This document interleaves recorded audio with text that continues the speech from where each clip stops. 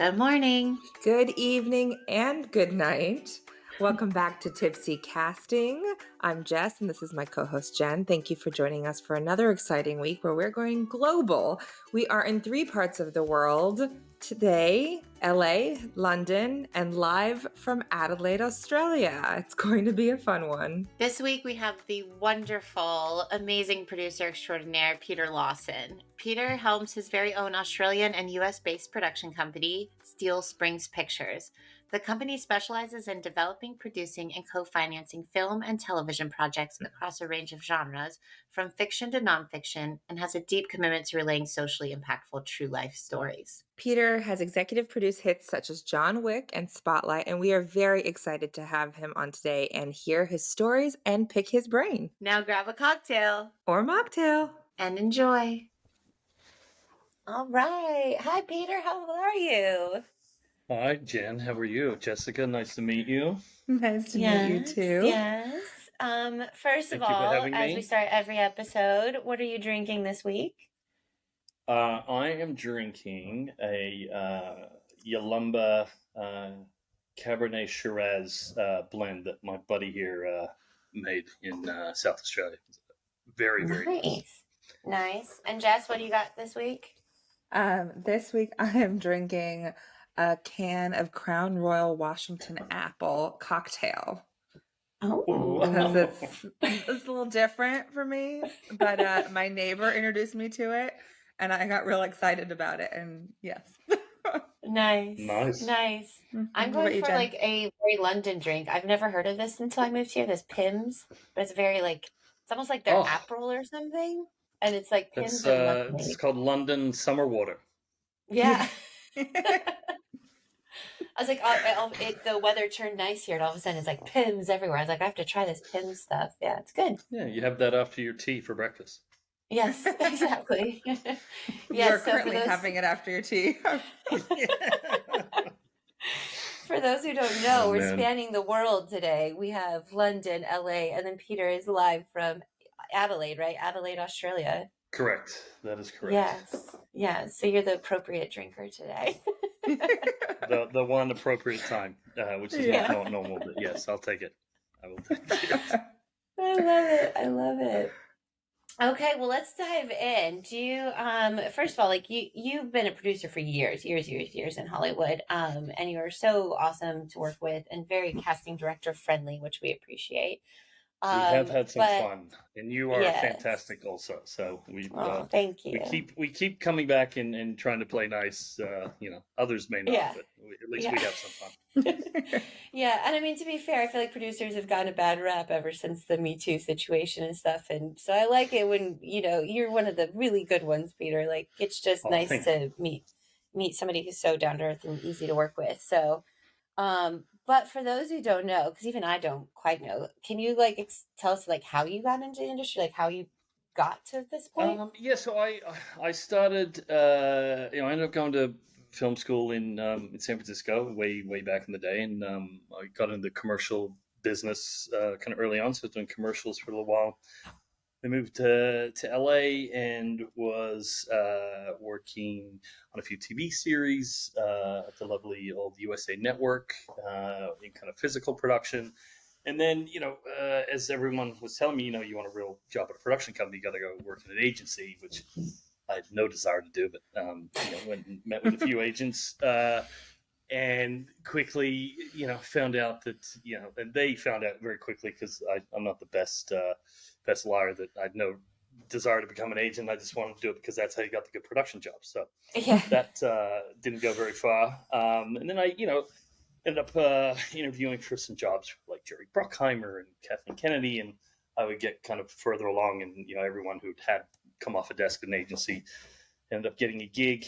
And then I ended up randomly, I couldn't find a job for a while, so I went to a temp agency, and I got a gig working at a company called First Look Pictures, answering literally phones at the reception. And this great guy who was since passed not too long ago, Robbie Little, was like, "You're not an idiot. What are you doing this? Why don't you come join the marketing and publicity division?" I was like, "Okay." So ended up working on a Oscar campaign with Julianne Moore and Sigourney Weaver. This movie called Map of the World. So that was like my first kind of industry gig. And then the woman who was running acquisitions at the time, and this is kind of early film festival days.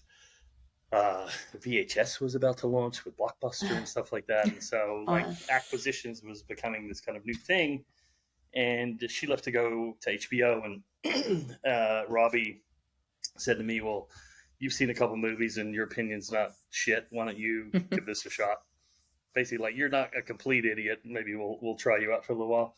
And I went to, what was it, AFM? I think it was the first market, and bought this movie Chopper. The Andrew Dominic director with Eric Bana, and it's my Aussie roots. I really responded to it. I think I was the only one left in the screening room because it was so dark and fucked up, and I was just laughing the whole time. And I was like, "This filmmaker's amazing. Eric Bana's amazing." Bought the movie, and that was like it. And so I started going to the festivals, markets, worked there for a while, and then got a gig at Miramax in New York. So I was there for a bit. We did The Queen around that time, and Diving Bell and the Butterfly, No Country for Old Men. We had a nice run. And then Disney at some point decided they didn't want to be in the indie film business, and I ended up working for the Weinstein Company for a couple of years back in LA, and then moved into and I was at that time was doing more production stuff with the Weinsteins, and got to work with some really great filmmakers. Got to make a movie with Brad Pitt, and worked with Meryl Streep, and it was a good experience, as good as it could have been during that time.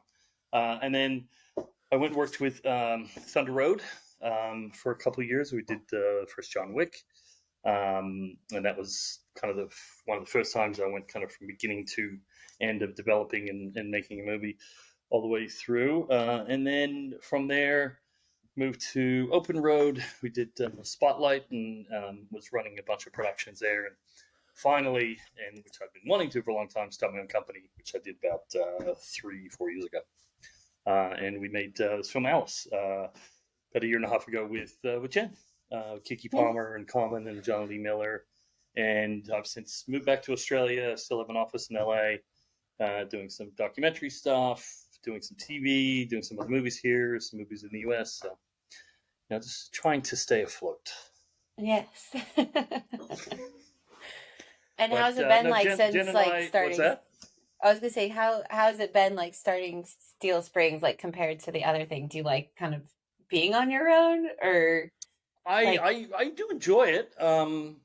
It never worked harder, for sure, and I'm too old now to work as hard as I am.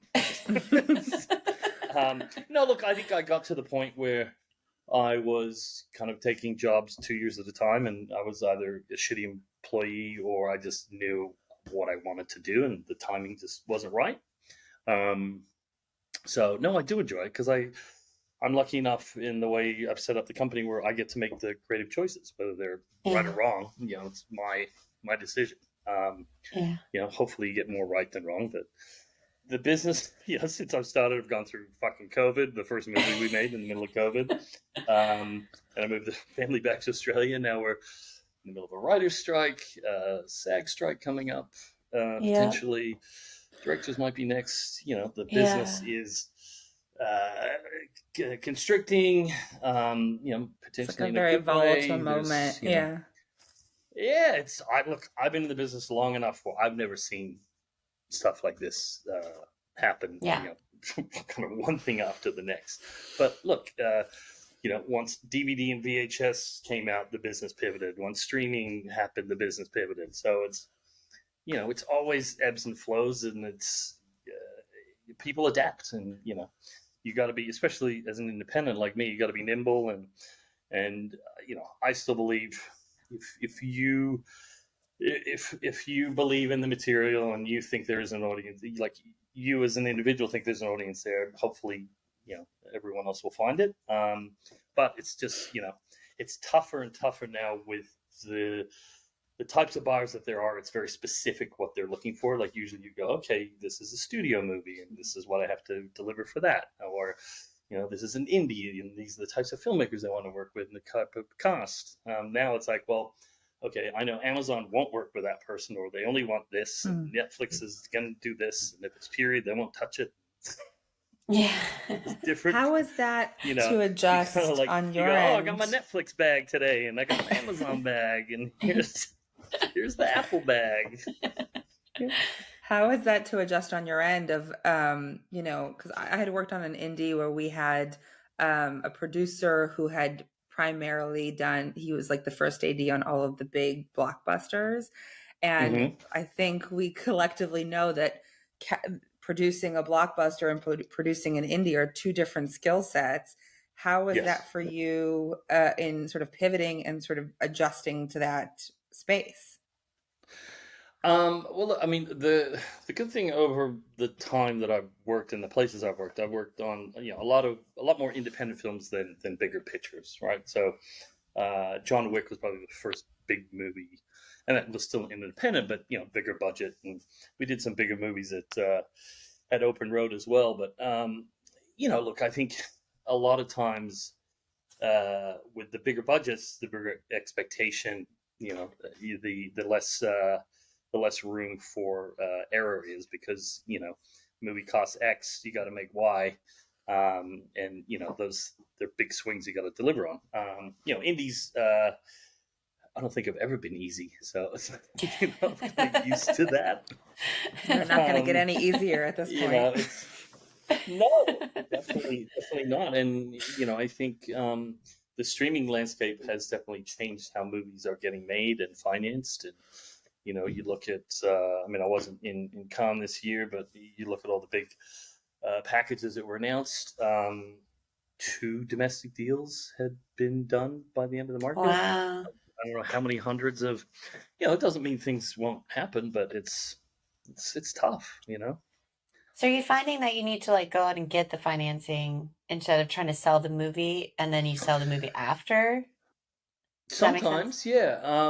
I mean, we did that on Alice, the movie you and I Yeah. worked on, Jen, and was hoping for a better result. It wasn't a disaster from kind of what we made the movie for what we sold it for, but again, timing wasn't the best, and Yeah. we luckily got the movie into Sundance into competition within COVID, so it wasn't in person, and you could go hindsight, like, should we have waited to sell for the festival? But then the festival wasn't in person, so it probably wouldn't have Yeah. mattered.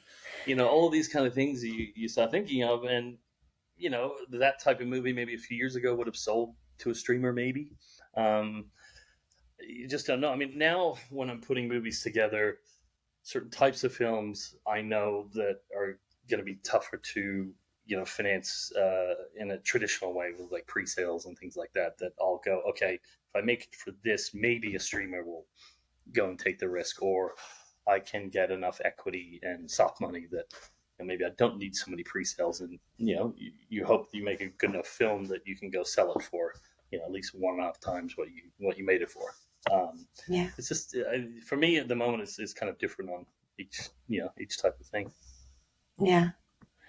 Interesting. Because I feel like, in the casting side of it, it's like Jess and I both work a lot in the indie space. And it's Yeah. like we constantly get like, I feel like COVID shifted it to be like, where you always wanted a big name or, something. But now it's like Sure.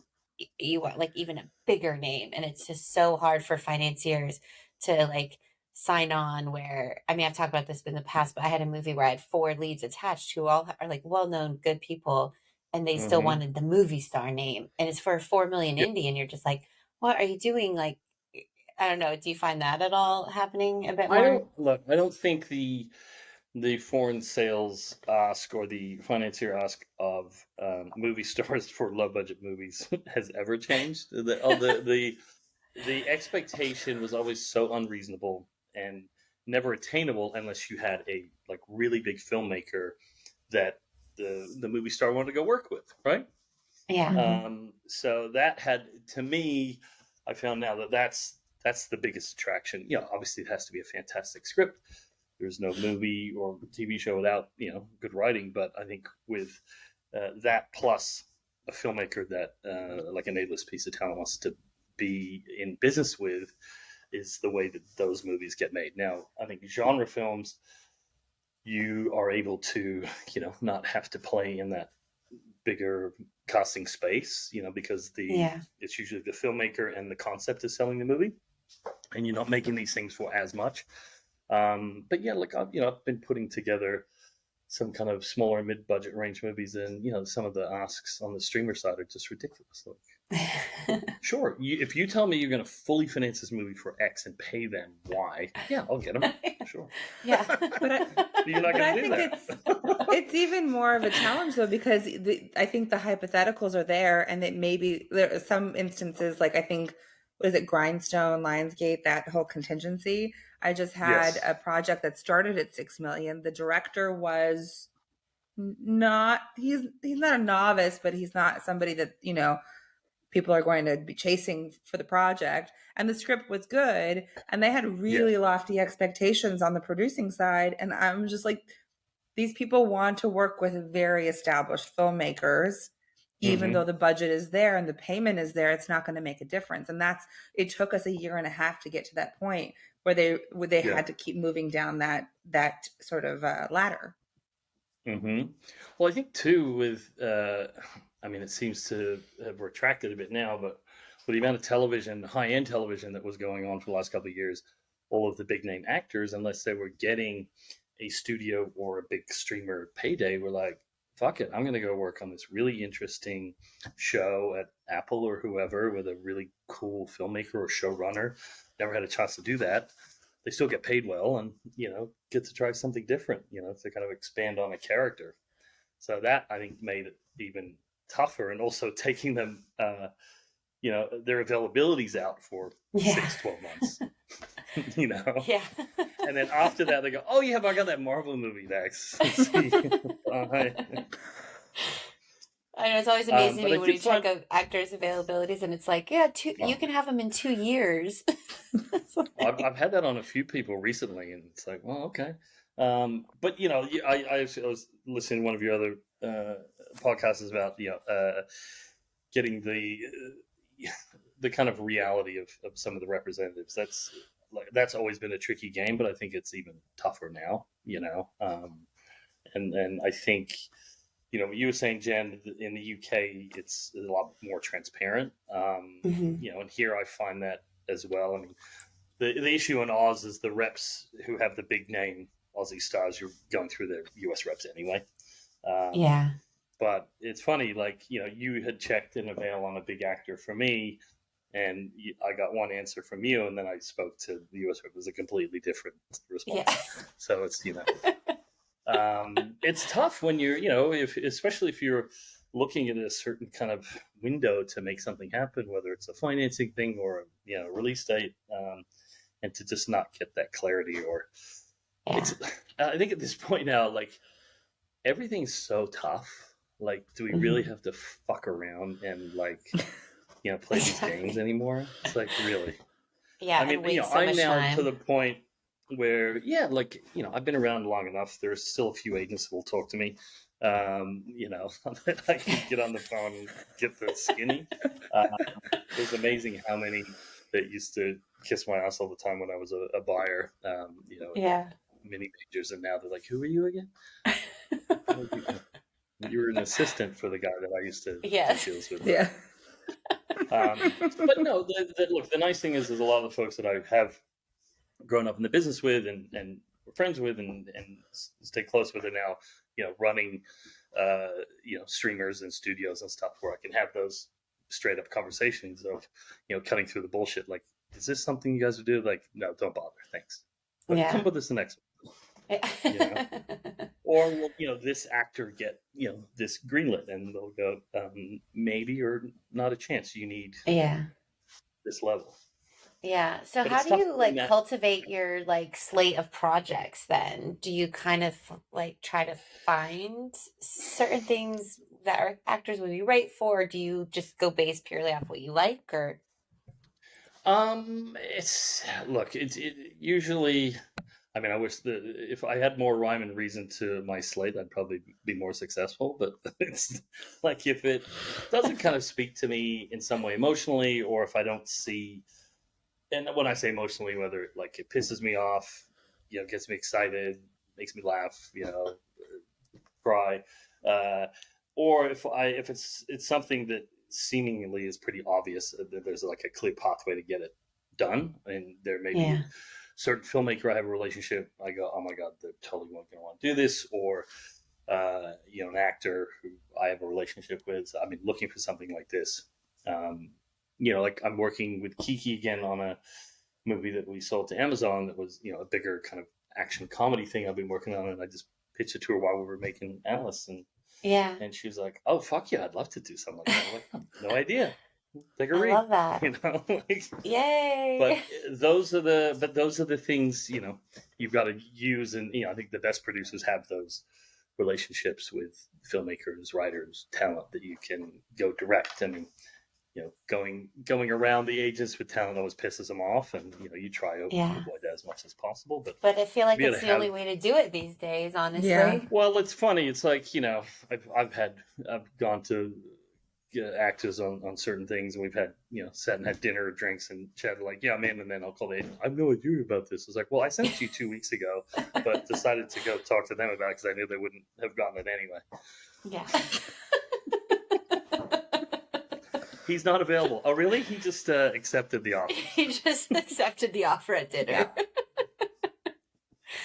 I mean, it's so frustrating these days sometimes. Like, it just blows my mind how unwilling they are, because it's like there's so many good scripts out there, and they just get so, like, gate kept by the agents that I shit's going to break. Both of you, it is frustrating because you have, I guess it depends on, and you and I have gone through this, Jen, on other projects where it's like, okay, I know I need a certain level person for this lead.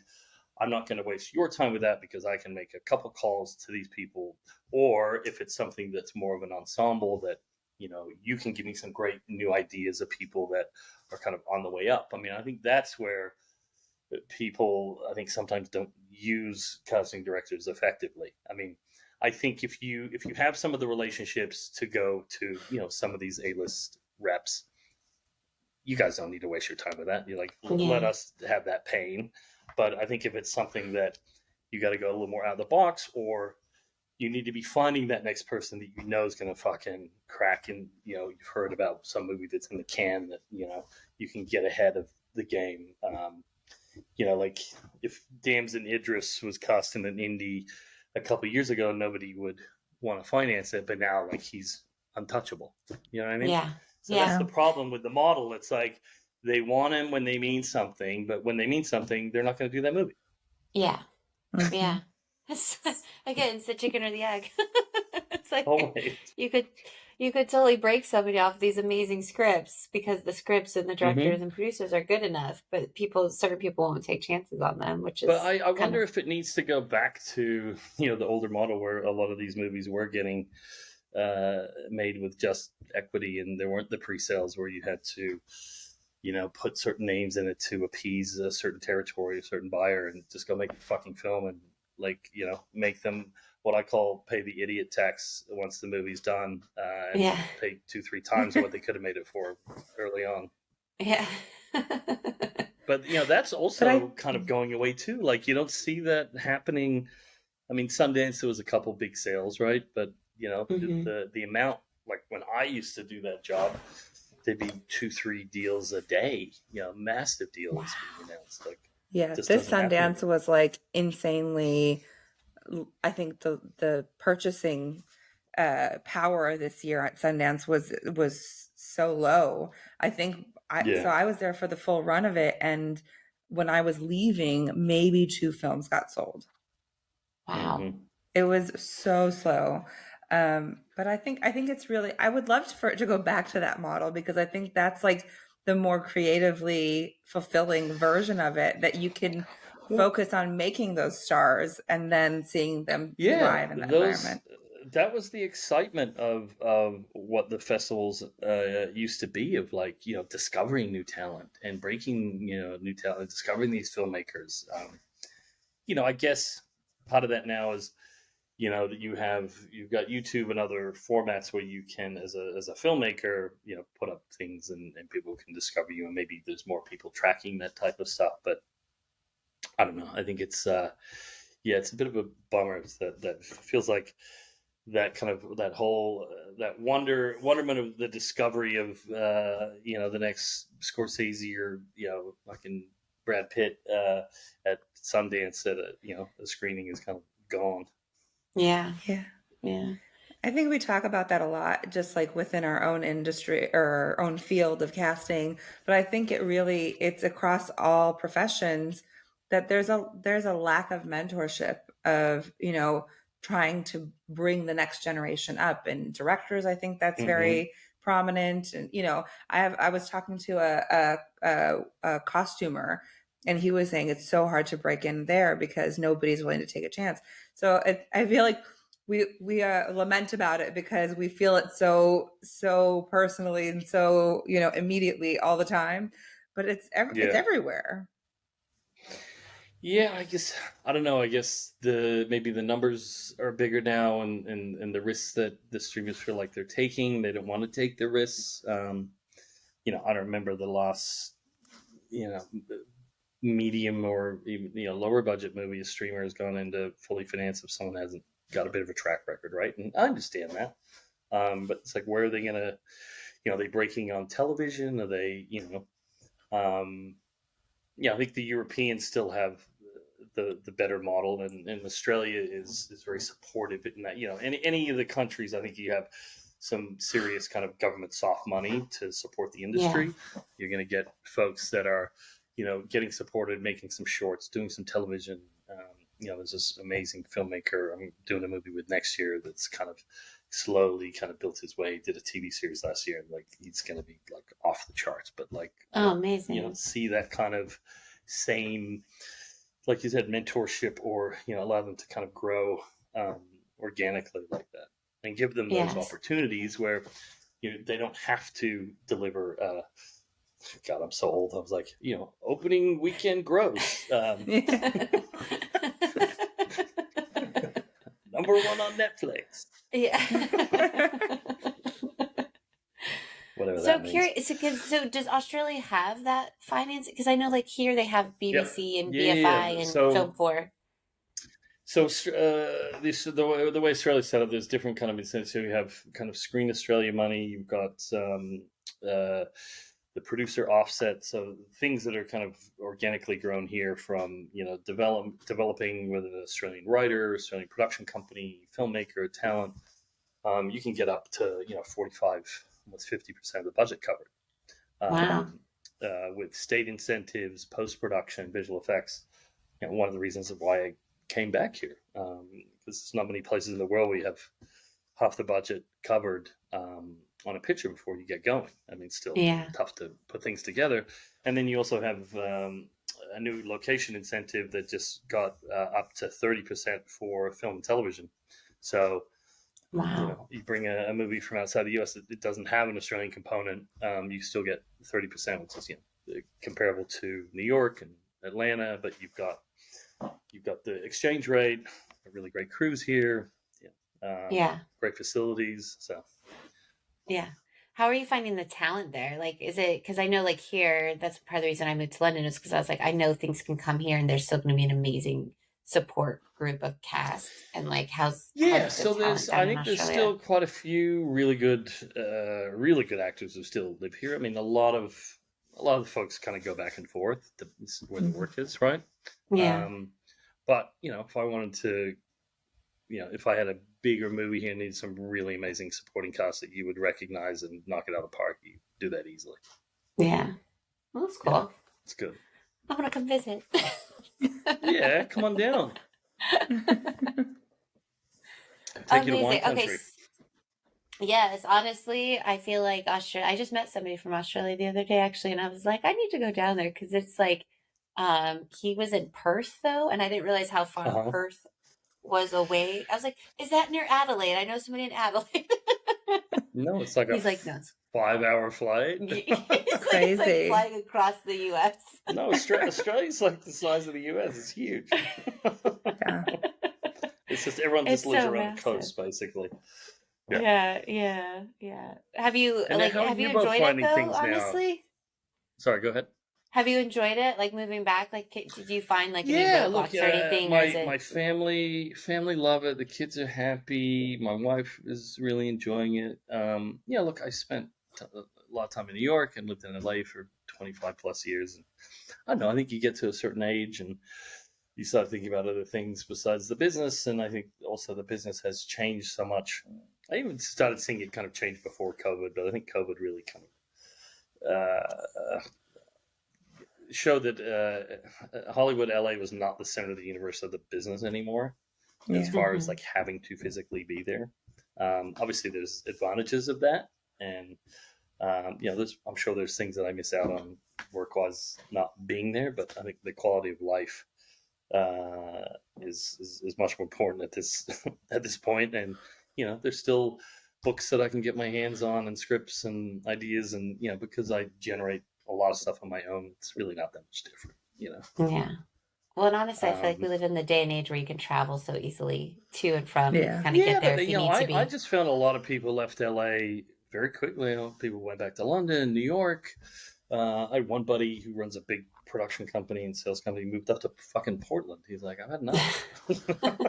People are still moving. I know? think, like, I hear every single day, I feel like I hear like another actor is moving to Texas, another actor is moving. No, there's Mm-hmm. no reason now. If I wasn't from here, I wouldn't be here. Yeah. You Well, know? I also, I never, me personally, never shot anything in LA. Mm. So it was like every time I Yeah. would go work, it'd be, East Coast somewhere or, UK. And so being here, it's just, jump on a plane somewhere. No difference. Just got to get up earlier and whatnot. And last year I made sure I was in LA at least, 3 times, 4 times, catching with folks. But it's funny, people still like, I'm in town from Australia. Can we Zoom? No, fuck you. You're going to meet me in person. I If I don't could fly understand that. 16 hours here, you can get up and Yes, meet me across exactly. town. But that's what I'm saying. Like that, the old time, the social aspect of the town, I feel like has changed a bit. Like I don't know about you guys, but like do you go have drinks or lunch with an actor or agents as much as you used to? Like, I would Yeah. like with actor friends that we go have dinner, or they have a dinner party, and that kind of like I don't feel like people are having those interactions anymore, and I think so much great stuff used to come out of that.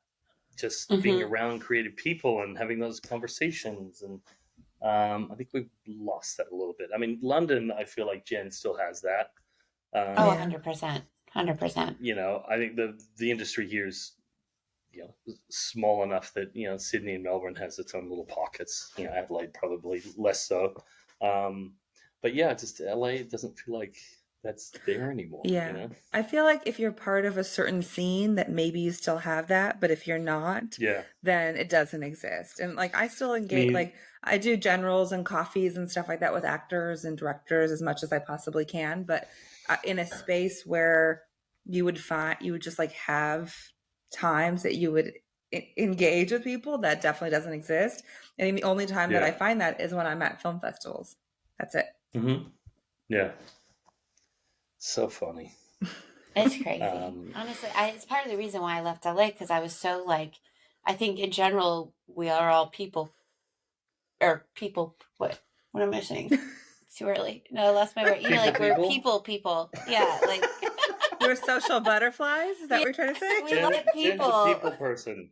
There you go. People person. Thank you. I was like a people. That doesn't make sense. Jen's but it's a like people when you pleaser. take that away, you become so depressed, and it's like you're just sitting alone in a room, like being lonely. I think after COVID and LA is changing so much, it's like, God, like the fun kind of got sucked out of here once. Like it's really expensive. It's a little dirty. I'm like, why the fuck am I here?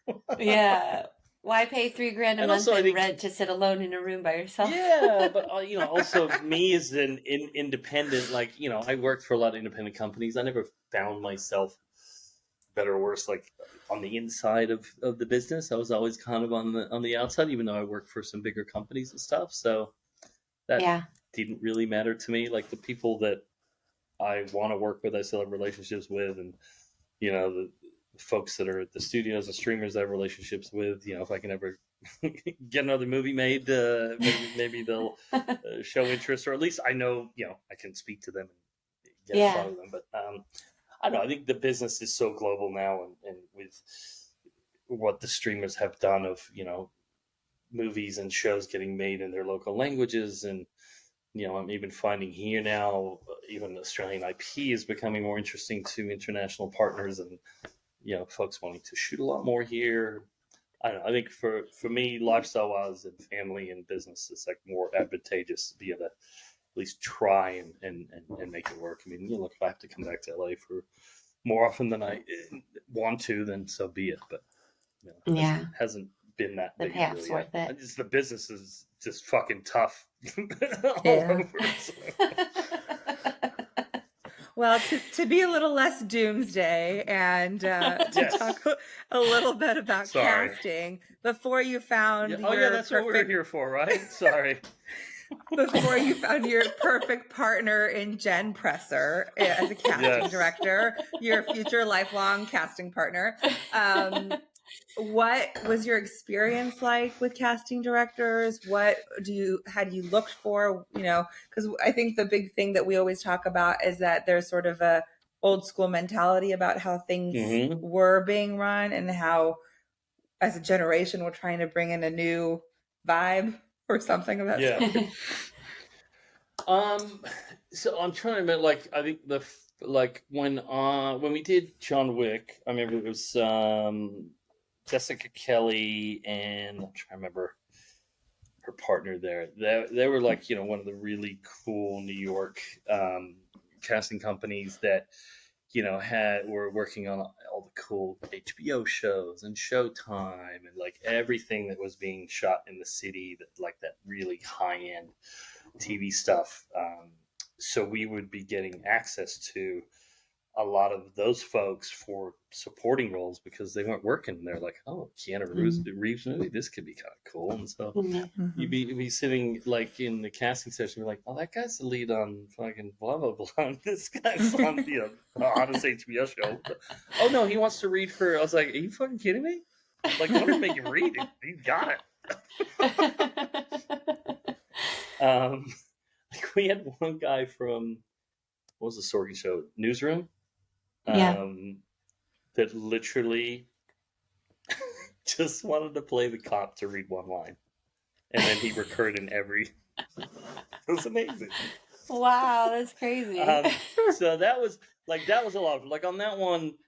We obviously had Keanu, and I, because I'd been living in New York for a while, I'd become friends through some other buddies, John Leguizamo, and I went to the directors and I said, hey, like this character could be cool for Legs, and they're like, he's never gonna do it. I said, he's a friend, like, let's try. And we give him the script. He's like, I get to do a couple scenes with Keanu. He's like, yeah. Like, oh, yeah, let's do it. And then called Willem Dafoe, same thing. They're like, we're never gonna get him. It's like, I know him a little bit, like, worth a shot. Like, it's a strange enough, initial concept for a movie with this big action star that we hadn't seen in a while. Everyone was kind of curious, and these new directors. So and then again, like, we had all these amazing supporting actors who were like fucking New York theater big TV stars, just wanting to show up and have a bit of fun. So I think that one was unique because of where we were shooting, the pool of talent at the time, and I think we kind of timed it. Not on purpose, because we had a start date that we had to hit, but it was just some of these shows weren't shooting, and we were really lucky. And other things, even before that, I was producing on my own. I remember, Dee Dee Gardner, amazing producer at Plan B, trying to convince me, and then I had to convince my boss to cast Scoot McNairy in this Brad Pitt movie, and made me watch the tape. Like, he's the man. She was right, and I did convince my boss, and Scoot and I became friends after that, and worked on other stuff together. But it's like, not if you're not watching, you're not listening, you're not trusting them, and obviously, Dee Dee had trusted the casting director to go, this guy's got something, And for them to to put themselves on the line with a role that's opposite Brad Pitt, like it's pretty cool. Yeah. Yeah. And I honestly, like, I'll say, like, I found working with you is like you do listen, like, because there's so many times there's producers who are like, just listen to my opinion, let's do this XYZ, or like there were a lot of times on Alice where you would come to me and would be like, well, tell me about this person, like let's have a conversation as to why this person next or that one, and it's Look, a there's unique certain quality, roles, I will say. Oh, that's very kind. Look, there are certain roles, leads or co-leads that, on an independent film, you have to have a certain level depending on kind of what budget you're already like. Yes, this person would be amazing, but I can't get the movie finance, So Yeah. there's always that balance in that game that you're having to play, which sucks because, there are, I think, certain actors that could, take these roles on and kill it, but, people are just not taking those risks. So, sometimes it's like, okay, we'll take this lead, but now let's find some really cool fucking people to put around, Yeah. And that's Yeah, where I that's so think cool. both of you and what you guys do really well is to be able to find those folks that you're hearing about, whether it's from the agents, from, you now, Jenn, in London, like, this kid just came off the West End, and he's supporting in this, or, not even the West End, like something smaller. Finding those discoveries is really exciting. Yeah. Then you look smart. You go, yeah, well, I fucking knew all the time they were going to be a star. Exactly. I can pretend like it was all me all along. Yeah, 100%. Well, someone else is going to take credit for you, so might as well. Yeah. Do you have any like certain things that you hate when you get on set with actors, or you're just like, what's like the best and the worst of like working with actors in that sense? I think especially on indies where you don't have the time that you need constantly, and that time is money. Just not being prepared and not being professional. Mm-hmm. Like, know your fucking lines. Come to play.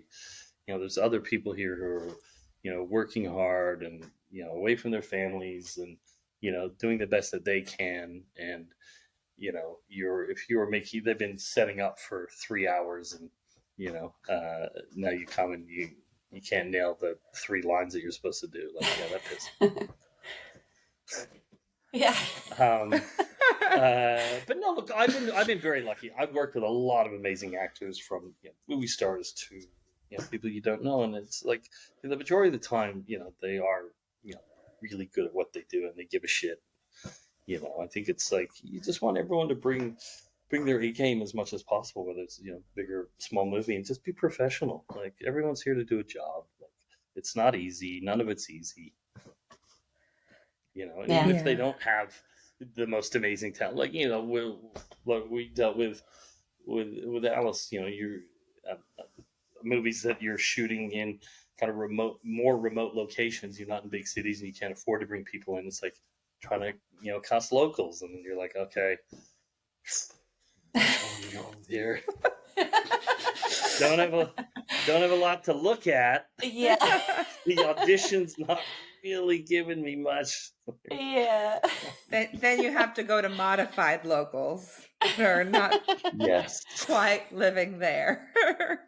Yeah, and then that as an indie, that cuts into your incentives too, because you have to start you have to hire a certain amount of locals, and that's where it gets tricky. But that's where you guys come in handy. Because you see more of these tapes and auditions, and you have a better feel and a sense for these things. That's when I go, okay, Jenn, who's going to be the least worst?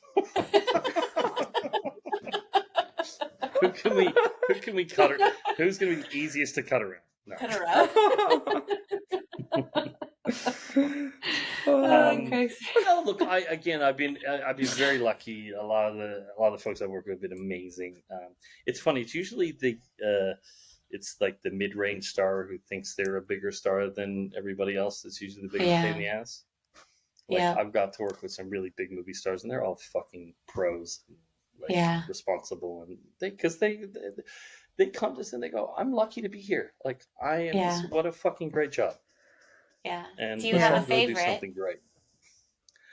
I really loved working with Jamie Foxx. That was a lot of fun. I did a movie with him called Sleepless. He was great. Yeah. And just a gentleman and so much fun with the crew. And we had a really late night shooting a nightclub scene, and he got on the mic and was getting all the extras going, and they were all tired, and it's just they don't good need energy. to do that and go sit in their trailer. But Brad Pitt was amazing. Meryl Streep's amazing. Yeah. Keke, I adore and love. I'm working with her again, trying to find other things to do with her. Like that girl is like unstoppable. She's girl, mother. Man, she's a woman. She's like killing it right now. I'm so proud of her. Like every time I see what she's doing next, I'm like, oh, I'm just so proud I got to do one thing with her. It's so cool. Talk about an amazing professional. Like, we made that movie in the middle of COVID. So many tough things going on, and she was phenomenal. Just a total pro, and she's so no bullshit with all the things that she has going on. Like, she's great. I'd do anything with her. Love her. Same. Scoot's amazing. Scoot McNairy's a total fucking pro. Such a talent. That guy's amazing. I'm such a fan of his. Honestly, this is going to probably not be a nice thing, but I think he's now moved his representation. But his reps for the longest time were pricing him out of jobs and like out of good work. Interesting. And he's now at a different agency, so I think I'm okay to say that. Was that post Narcos? Post Narcos, yeah. But it was just like crazy, yeah.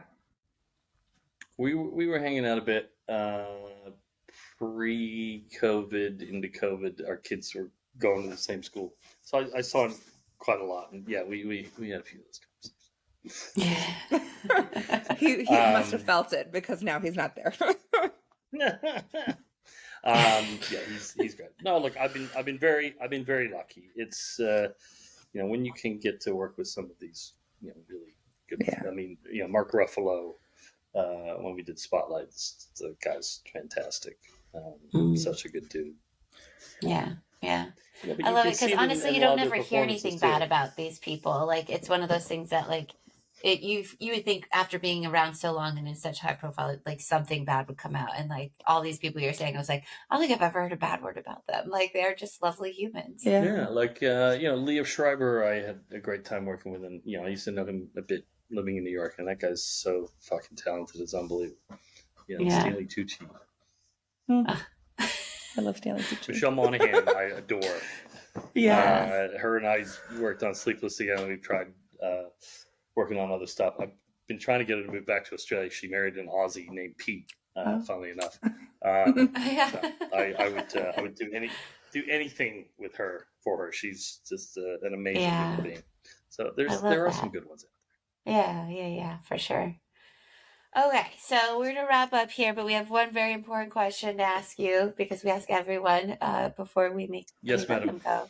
So, if the world was ending tomorrow and you can only have one cocktail, what is your favorite cocktail that you would drink? Dirty Belvedere Martini. Oh, that's a good one. I'm with you on that one. I love a good dirty martini. When the Chateau Marmont was still open, that was one of the greatest dirty martinis in town. Really? Is it? Is it not open? I thought the Chateau was kind of private now. Like there wasn't. Maybe the restaurant's still open. I thought it turned into private hotel. Anyway. Well, I'm definitely not a member either way. My old office was across the street. That's why I knew the place. Knew the place well. Yeah. I've actually never been. What's yours, That's how Jen? non-LA I am. I've never been to the Chateau. My I should go. Should try to go. I've no, only I can't now. been to- Apparently. No, well, they have Bar Marmont, right? I've been to that. Yes. Once. Yes. And that's it. It's pretty. They have butterflies everywhere. They do. It is very nice. And what's your go-to, Jen and Jessica? So I'm a bourbon old-fashioned person. Nice. It's my favorite. Yeah. And Jess, I believe, is the same as you. Yeah. Dirty martini. The dirty That's a good way to go martini out. vodka. Yeah, I think so. Yeah. Nice buzz leaving this earth. Yeah. Which And are might you be both soon. busy Who at the knows? moment?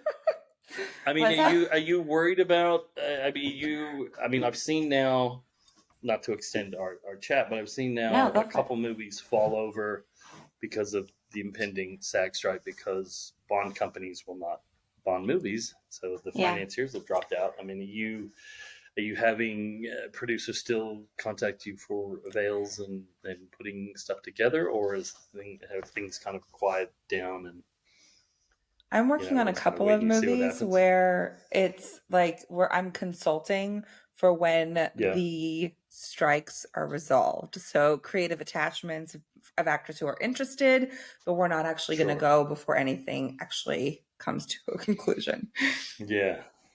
Yeah, same. It's fun. It's been interesting over here because I feel like it's like, I don't know, 75% not impacted the industry here, and then 25% has.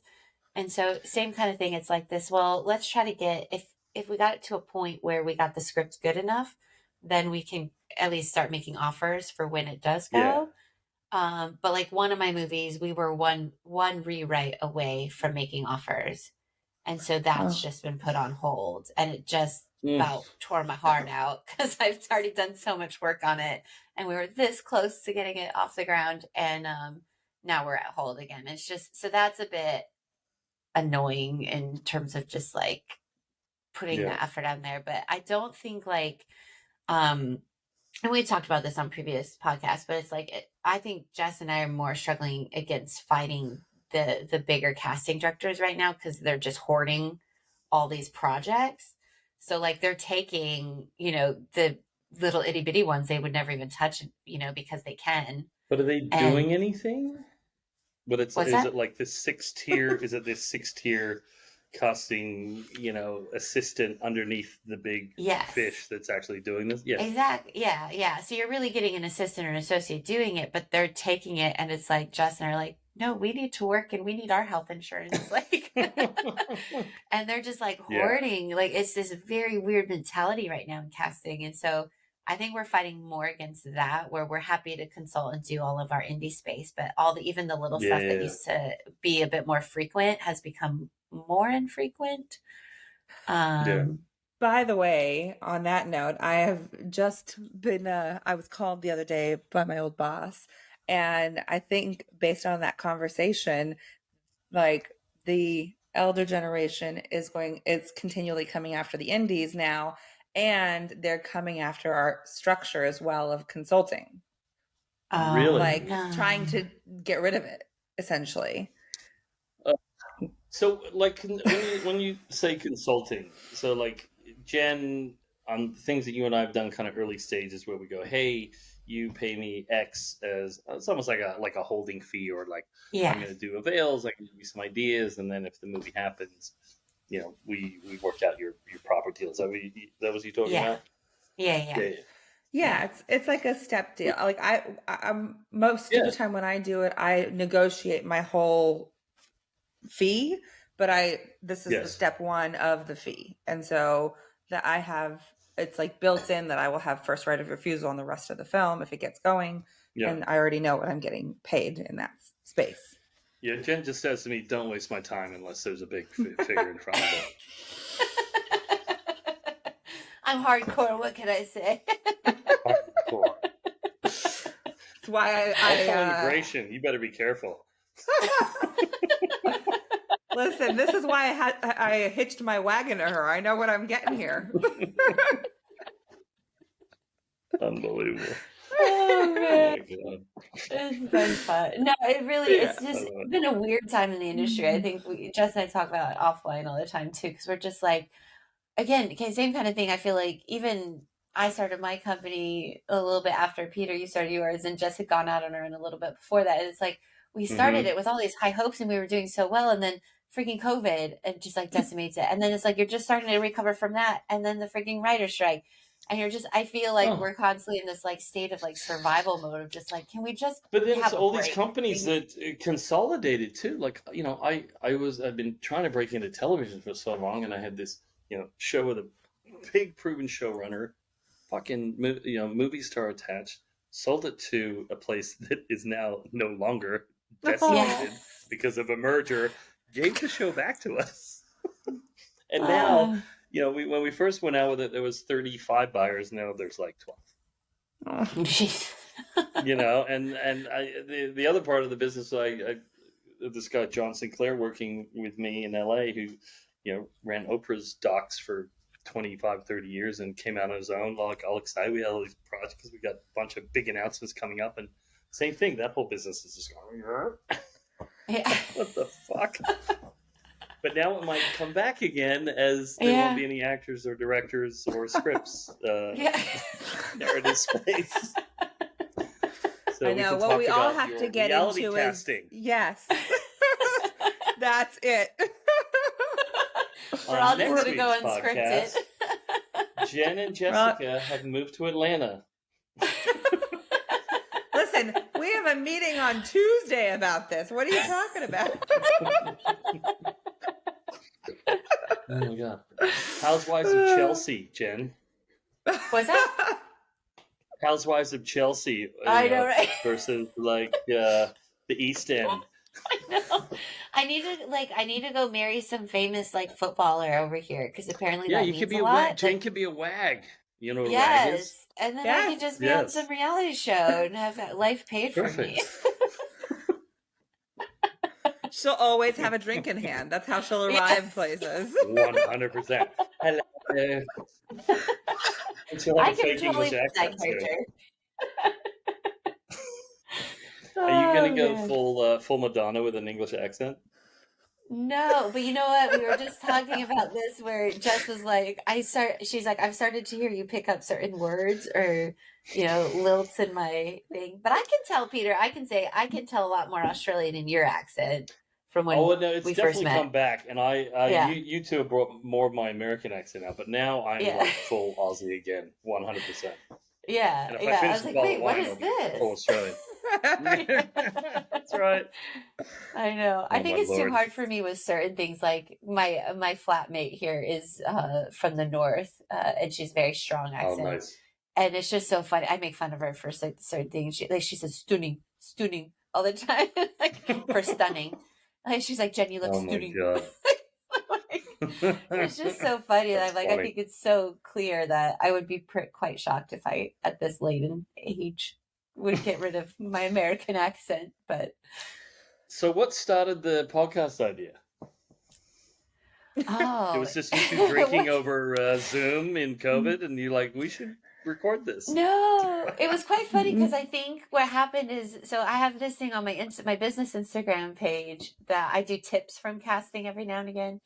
And she just made a joke one day. She's like, "Oh, I saw this and I thought it said Tipsy Casting."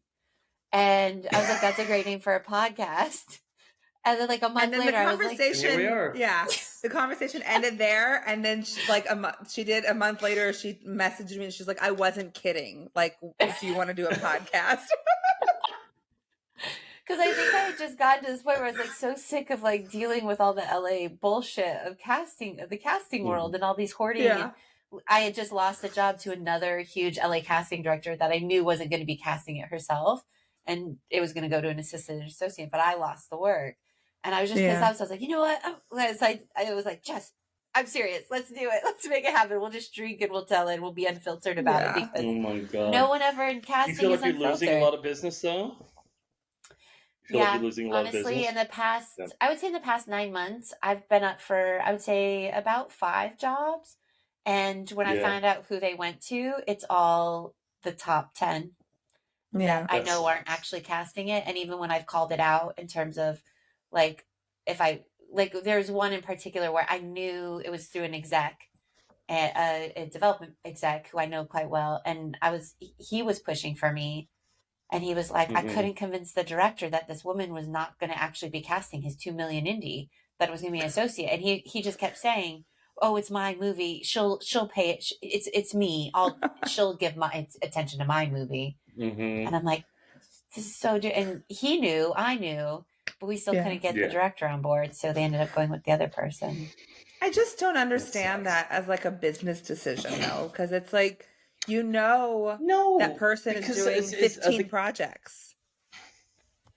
But that's the thing. It's like I guess if you as a producer knew what their real roster looked like and the people, and I've worked with some of the big ones on things in the past, and it's been a great experience. But it's because there's been a humongous filmmaker that they have worked with their whole career, and they have that relationship, and they get that attention. Me going to one of them, they go, "Yeah, cool. What is it? Oh yeah, talk to Sissy down the hall in the closet. She's gonna get some veils for you." You know what I mean? Like, oh my god! Or it could be Tom. It's so true, though. Greg.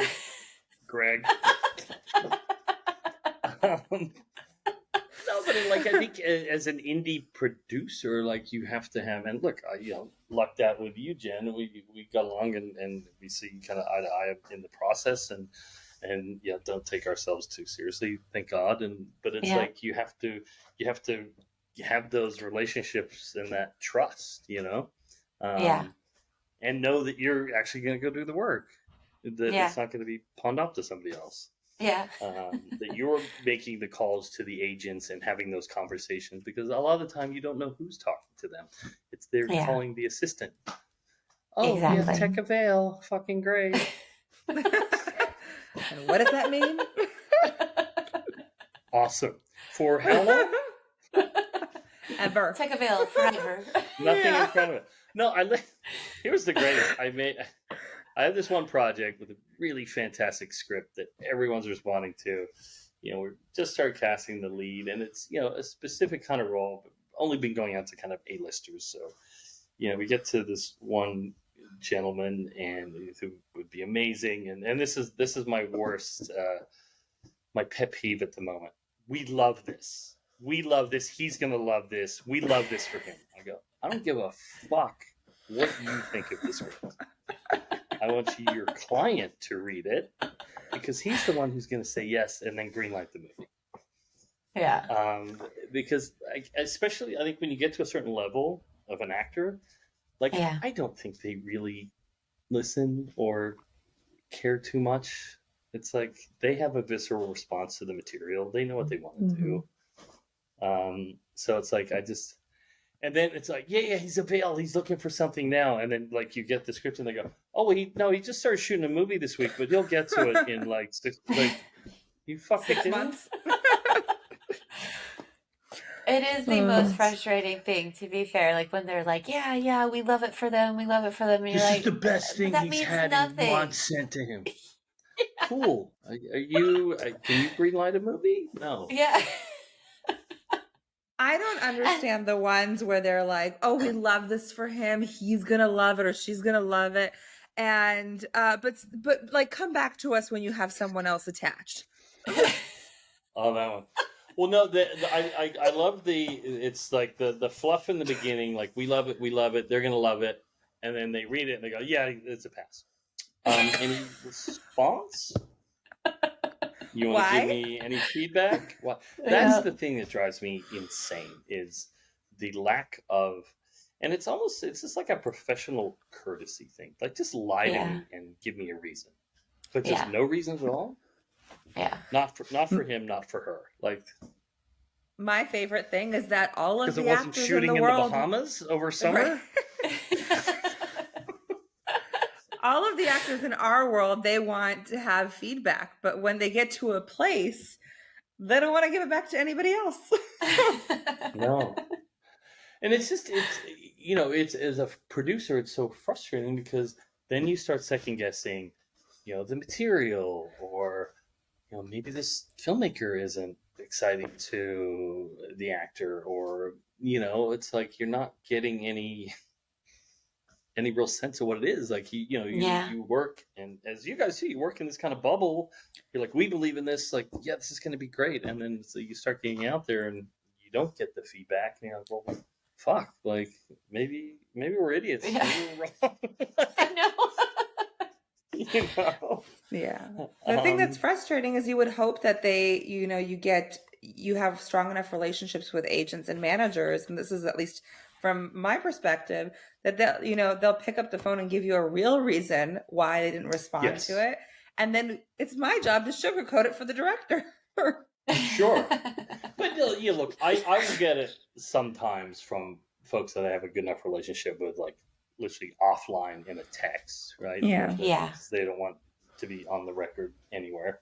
And if I'm lucky enough to have a relationship with the actor, like they'll be honest with me, go, look, certain things I really loved about it, but this is why ultimately I didn't want to do it. Or it's like, I just did something too similar. I'm trying to find something else. Like, that's what you want to hear. Or you want someone to go, the script's fucking dog shit. Like, why did you say that? At least it's a reaction. Yeah. Not for them is not a response. No. Agreed. No. And it's become so commonplace to get some bland response that it's like they think they can get away with it, and you're just like, no. And same, I've just kind of started to go around, try to find any path around it to get some kind of feedback. Because I'm like, did I sign on to a project that's like horrible? Because I thought it was really good, and I usually have really good taste in scripts. So why is nobody responding, and we can't get any reason why? Well, I try and put their feet to the fire sometimes, especially, if you're working with a filmmaker that maybe, hasn't had, that big hit, or is kind of on their way up, and you start like, okay, is it them? Is it the role? Is it the script? Like, you need to, you'll get that from a studio or a streamer, right? But the agents, unfortunately, most of them, managers are a bit better, I find, about being a bit more honest, because, some of them, a lot of them now are also producing. So they're, on the same side of the fence sometimes. So they understand that, that can be helpful. Yeah. I don't think we're going to change that part of the fucking business. Come on, Peter. We can. No, we can't. I want, what I want to do is I want to respond when, they pass, the agent passes for the offer, and then they go, they always send you the clients that you can't get financed in a lead, like maybe something else. Like, what about blah, blah, blah? Not for us.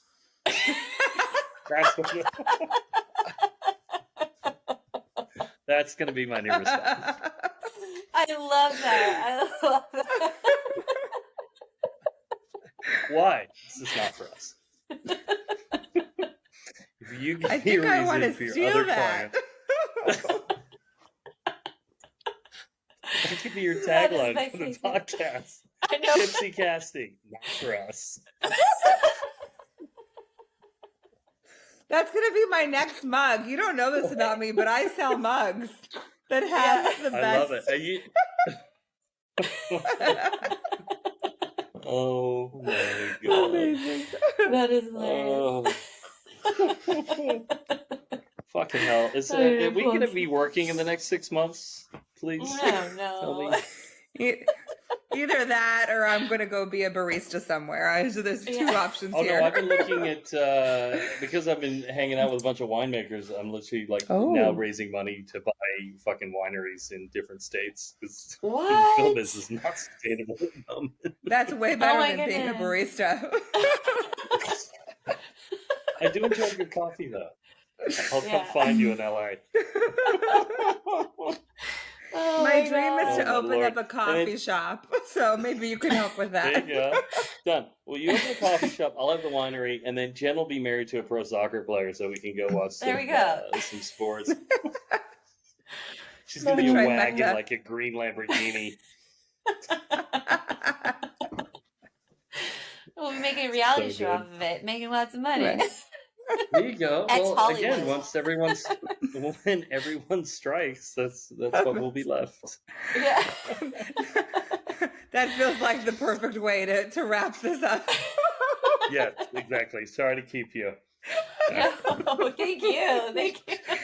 Oh, give us the giggles at the end here. Yes. Thank you so much for spending your hour with us. Thank you, drinking. Jessica. Thank you, Jen. I hope there's a lot of editing going on after this. We have a great editor. Yeah. Yes. We'll find out. Amazing. All right. Well, thanks for joining us, and cheers. Cheers. Cheers. Thank you, guys.